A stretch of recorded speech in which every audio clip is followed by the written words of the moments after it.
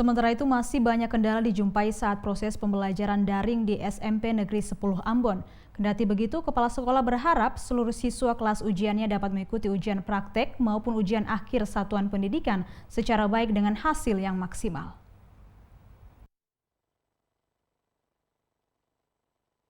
Bantuan Kementerian Pendidikan dan Kebudayaan bagi siswa dalam bentuk pulsa data guna mengikuti proses pembelajaran secara daring belum dapat menutupi kendala kekurangan pulsa data bagi seluruh siswa di daerah ini.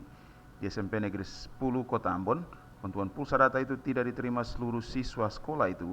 Akibatnya masih ada siswa yang harus mengikuti proses pembelajaran secara luring.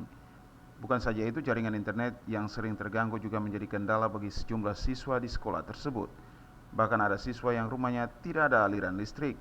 Sejumlah kendala ini yang membuat 8 siswa SMP Negeri 10 Kota Ambon hingga kini tetap mengikuti proses pembelajaran secara luring.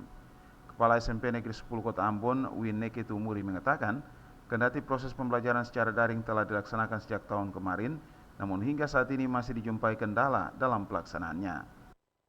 Itu kendala yang tadi saya bilang, kadang-kadang anak-anak ya masalah jaringan dan masalah data, kadang-kadang kan pulsa Kemendikbud itu kan dikasih sampai bulan ini baru masuk lagi. Jadi kadang-kadang anak-anak yang kan tidak semua anak mendapatkannya. Itu kan apalagi jumlah siswa di sekolah kami ini jumlahnya 488 siswa. Jadi tidak semua anak itu mendapatkan bantuan pulsa data demikian. Jadi pasti itu kendala yang anak-anak hadapi.